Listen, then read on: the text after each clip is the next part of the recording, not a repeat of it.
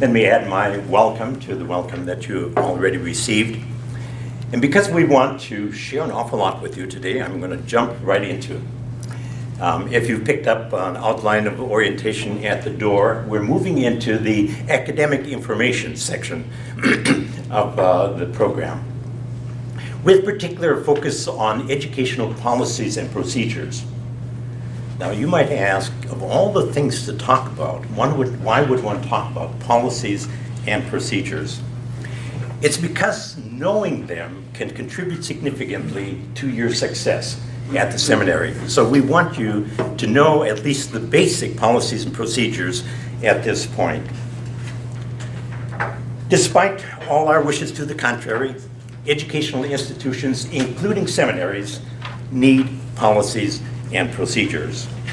We need to clearly indicate acceptable ways of earning a degree and unacceptable ways of attempting to do that.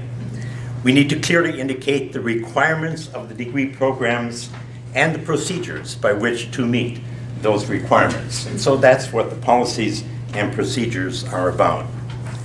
But there are those that resist even the thought of policies and procedures. Often that is because they have the wrong perception of what policies and procedures are about. For them, they're just obstacles in the way to make student life more difficult and miserable if possible. But that need not be the case at all. And we certainly hope you won't even get a hint of that at Taylor Seminary. Because their entire purpose is to facilitate your way through your degree program by indicating what is required, obstacles to avoid, and point out the best ways of achieving your goal. And so that's what we want to do this morning, is guide you through some of the policies and procedures that you will want to know, particularly in your first semester. While attempting to avoid unnecessary policies and procedures, and certainly legalistic ones, we nevertheless have formulated far more over the years than we could share this morning. So one of the things we want to do is emphasize emphatically that you familiarize yourself with the seminary catalog and with the seminary website, because these will have the basic information that you need, and these are the official documents and are really very important. Now, I admit, they don't read like a novel, but they definitely are worth your time. And secondly, if these written materials don't answer your questions, see your faculty advisor. Every student in a degree program has a faculty advisor. And I'm confident that you'll find them approachable and eager to help. Maybe one clarification about their role. It's true that their primary role is to provide academic guidance, and especially during the registration process. But they're here also to provide support and counsel in other areas as well, including personal matters. So if you need an ear to listen, and faculty advisor may be someone who could help, be sure to seek out your faculty advisor, and you'll be getting a list of who your advisor is. And to ensure that you contact or connect with your advisor when you go to the office, call ahead or send an email to schedule a meeting, because the advisor might be in a meeting, in class, or whatever. You undoubtedly have already decided which degree program you're going into. You've indicated that already this morning, and you've had conversation with that about, with Rick Heavener. I want to add that equally as important as the content of the programs are the outcomes of the programs.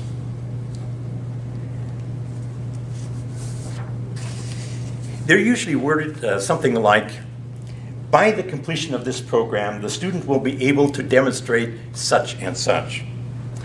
So in other words, they are the goals of the program, the results that are expected, the end game. And if you don't know what the target of your program is, what is the chance of hitting it? So read those program outcomes. In fact, I would suggest reread them like monthly for a while until they're deeply ingrained in your consciousness. Well, before you know it, you'll be sitting in class and having other questions about the educational process at Taylor. So just a few of those matters. First of all, it might be helpful to know that we have an academic committee. It is the responsibility, primary responsibility of that committee to formulate educational programs, policies, and procedures, and to adjudicate any deviations from those standards. So that if a student finds him or herself on the margin of the standards, the educational policies, or the academic committee rather, will decide what is appropriate and what is not. But this is not a mean bunch of jurists or anything like that. They're friendly faculty members who are usually your advisors and who have your best interests at heart. Having taken care of admissions, one of the first decisions you'll be facing is how many courses to take in the fall semester. Mathematically, if you want to complete your program in the standard amount of time, you'd be taking 12 or 13 credit hours per semester.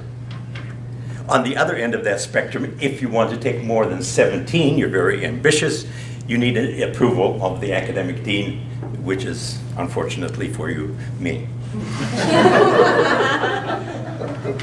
But what I want to draw attention to here is that this is more than just mathematics. It varies a lot from individual to individual, depending on how many hours a week you work, what your other responsibilities are, how far you commute, and the like. So this is a matter to take up with your faculty advisor. Given your life situation, how many courses should you take? And that brings us to the beginning of classes. At the graduate level, probably more than at the undergraduate level, the question comes up, do I really need to attend all the classes? We happen to believe that what happens in the classroom is very important. If we didn't, we would provide everything online, save you commuting expenses, save us the cost of maintaining the facilities and all of that. But instead, we consider what happens in the classroom so important that it is worth the cost and it's worth your effort to commute to the classes. Because of the interaction, not only with faculty members, but with your peers, learning often happens best in community, and sometimes only in community. And in that regard, it's helpful to remember that most of ministry is interaction with people, and the classroom is a good training ground for that. So it follows that attendance in class is considered very important. And unexcused absences could result in a reduction in grades. So, if for some unavoidable reason you need to be absent, let your professor know, or if you get sick in the morning of the class, maybe you can call the general office so that somebody knows that you will not be coming. But I should add to that also that the attendance expectation may vary somewhat from professor to professor or even course to course, but it's always spelled out in the course syllabus. So be sure to look for that in the course syllabus. So now you're off and running in the semester, and inevitably you'll be asked to write some papers.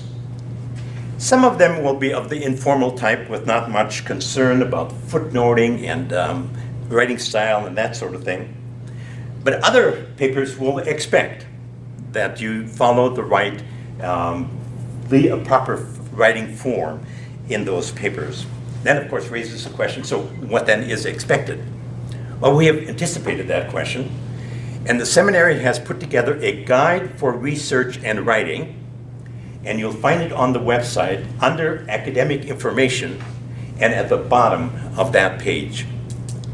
More than that, on October the 16th, faculty members will walk you through that guide, further elaborating, clarifying what's in there. So I strongly encourage you to take that in beginning at 12 o'clock on October the 16th. So if you're writing papers, where would you do that on campus?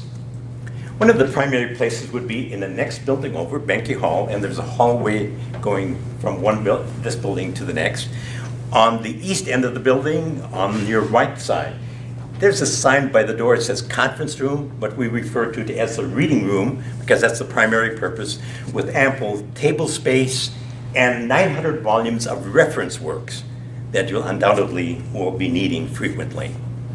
And then if you go to the second story of Benke Hall, the next building, in room 203, the entire room is dedicated to a study area with individual study carrels and the like.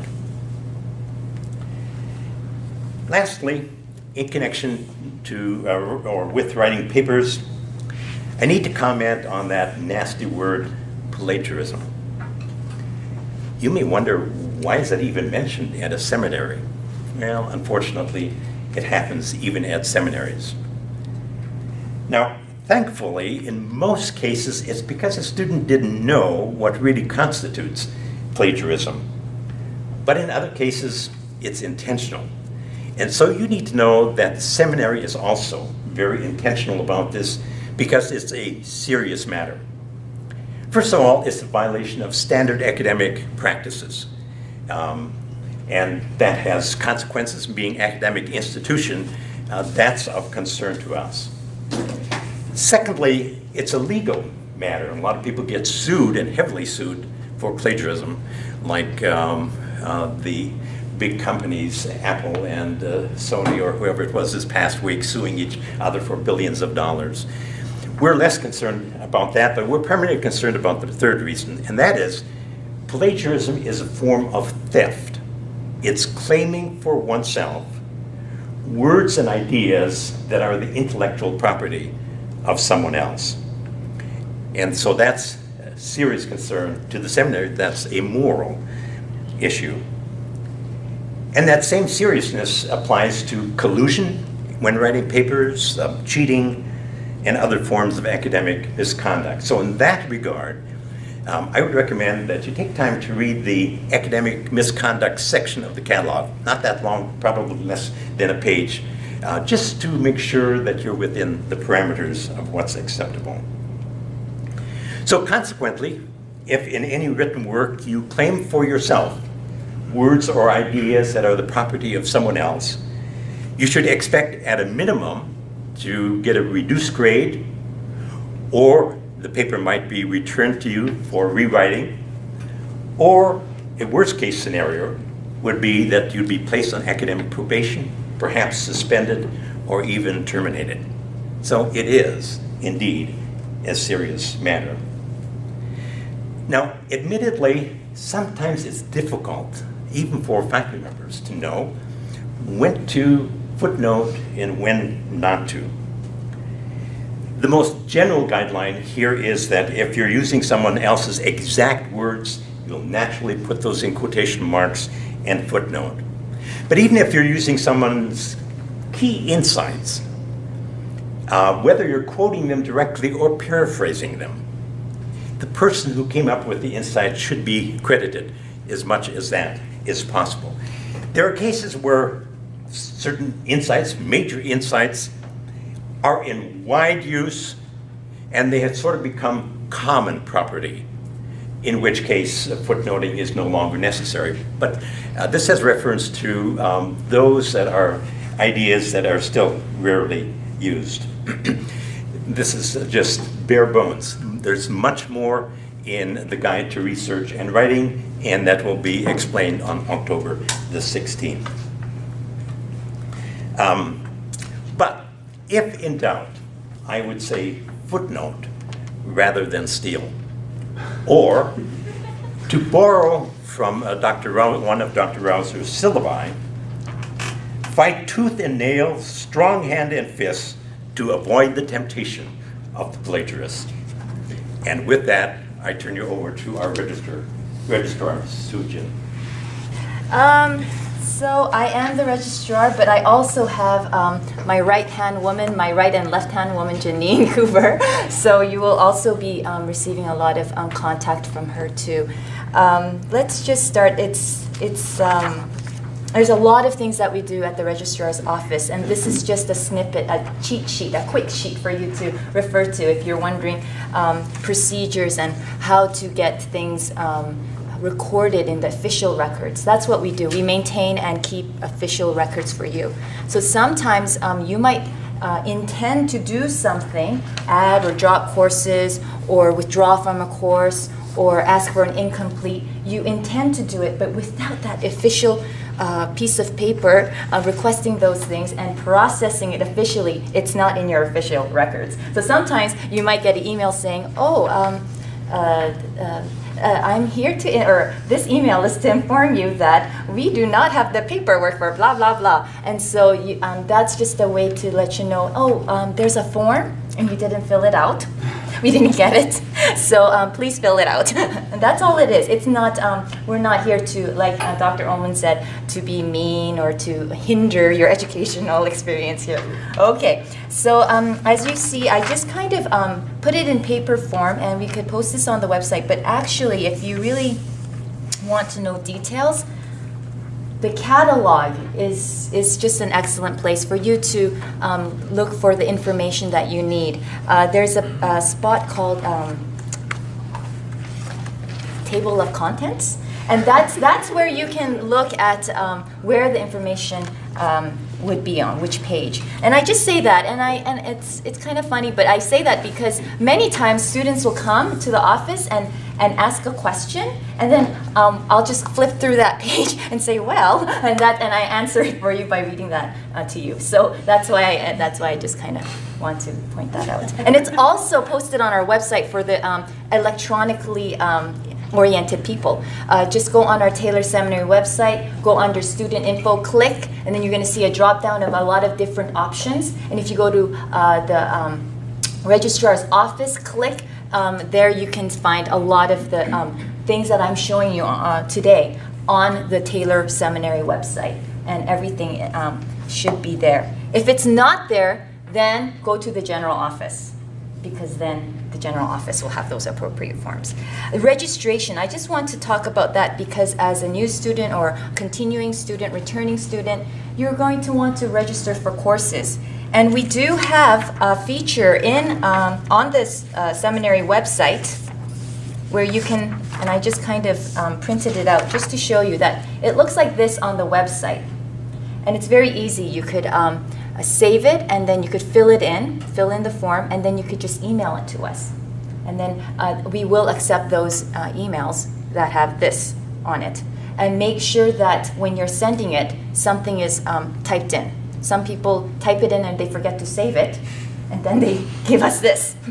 And then I would say back, hello, can you fill in the form and then return it? Okay, so basically we just want to make sure you save it and then send it. Or if you like just paper copies and just using a pen, this is also available in front of the office on the wall.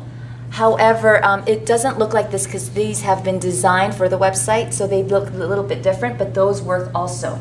You submit it either by in person to the general office, and Miss Lori Moose will put it in my mailbox, or you can fax it, or you can, like I said, email this copy, the scanned copy.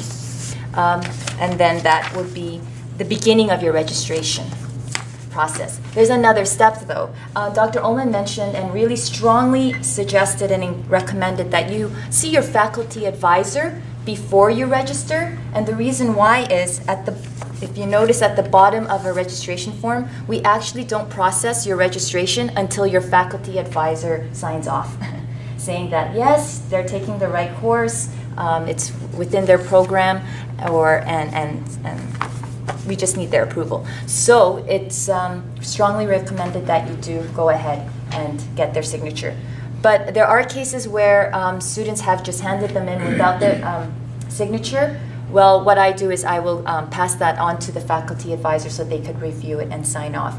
But then please be aware that your registration will not be processed immediately because we're waiting for that signature. So if you're wondering, well, I sent in the form last week, why am I not registered? Well, that's the reason, because maybe you didn't have the faculty advisor's signature, so we have passed it on and we're waiting for that to be returned to us. So that's the only thing about registration. Also, your account must be paid in full before you can be registered, so that might also be another holdup for why the registration is not processed quickly. And if that's the case, we will let you know, and you will have to go visit John Leong at the business office and speak to him. Okay. Next, add drop. I just briefly will mention, we have appropriate forms for everything. There is a date, a deadline, and that again, I will show you. Page 4 and 5 here, the calendar of events. All the important dates for this academic year are listed here, and the add and drop date for the fall semester is September 14th. That's how I found out. I looked in the catalog. And here you can fill out a form like this, available in front of the office on the wall. It looks like this, and you could submit that at the office. Same thing with the withdrawal form. It's in the front office, and it looks like this, front of the office, and program request change. So they're all in front of the office, and please make sure that any time you want to add and drop a course or withdraw from the course or change your program, the appropriate forms are there. Let's see. Request for an incomplete. Just wanted to, this is kind of more of an academic thing, but I just wanted to mention it because an incomplete is when you need an extension. If you can't finish your, the course is about to end and you can't finish your assignments, the requirements for the course, and what you'll need to do is request for an incomplete, and that's basically another way of saying an extension. And this is also at the front office. It's not on the wall, but you'll have to ask at the general office for this form, and you fill it out, completely fill it out. And then another important thing is you need your professor's signature and agreement with your professor that they are recommending, yes, you can have this incomplete, but this will be processed, this will be submitted to the academic committee, and they will make the decision, and then we will notify you as soon as we get their decision. So I'll notify you. So this is kind of important for new students that, sometimes we don't know if we can request for a section, but this is the official form that I need to pass on to the academic committee. Okay. As I highlighted, the catalog, and that's on the seminary website.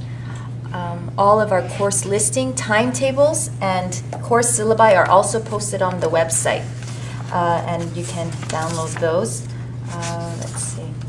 If you turn over the page, student schedule is different from the timetable. This is the timetable of the courses, but the student schedule, when we email those to you, we email student schedules after you are registered for the course, and it's your confirmation. So some students have sometimes asked us, what did I register for? And usually I just say, well, it's on your student schedule. And that's what I mean. The student schedule is your confirmation of what courses you've registered for that particular semester. So if you did not receive a student schedule, then that means your registration has not been confirmed yet. Okay. I just added the note on full-time student status for those of you who are interested in applying for scholarships and bursaries. The scholarships and bursaries are for full-time status students. And what we here at Taylor Seminary define as full-time student status is students taking 9 or more credits per semester. When we calculate a semester, the fall semester also includes January intersession, and then when we calculate winter semester, we include spring session courses. So 9 or more credits per semester. At the registrar's office, I am here part-time, and Janine is here part-time. So we just outlined here on the sheet when we're available for meetings. So please make an appointment if you would like to talk to me about your official records and registration. And also you could, the easiest way to contact me is probably through email so that we can respond to you quickly. And if you have something to share that you would like to do verbally, I will take your phone messages. And the phone number and all the times, everything is on there on the sheet. Okay. I did not put this, lastly, on the sheet, but I did want to mention it quickly. If you are taking a course from a different accredited seminary, and you would like to know if that course could count for credits here at Taylor Seminary for your program, we do have a form called Request for Course Credit Transfer. So this needs to be filled out and submitted, and then we can process it. And then we also have a request for a course waiver. Waivers are for credits that are taken at a different institution at an undergraduate level. And when we waive your course, that means that those credits are not counting towards your program. But if there's a similar course, we can waive that course and you don't have to take that required course. And you can gain a free elective instead for that course. So these are the two forms that you may be interested in if you have studied at different accredited seminaries or undergraduate institutions.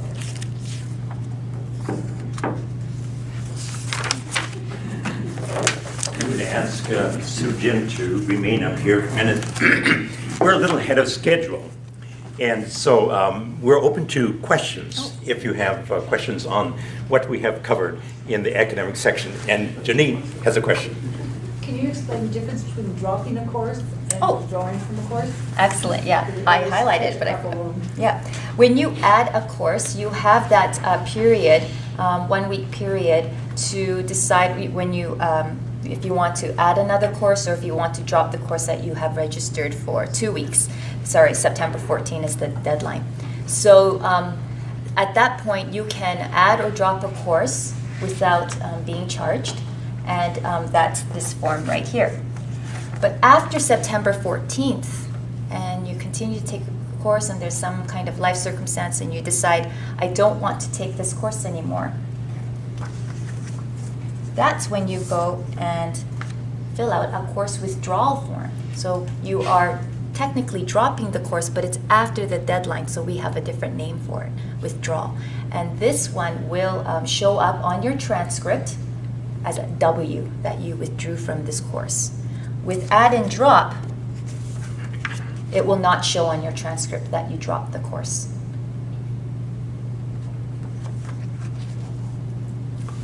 Are there other questions?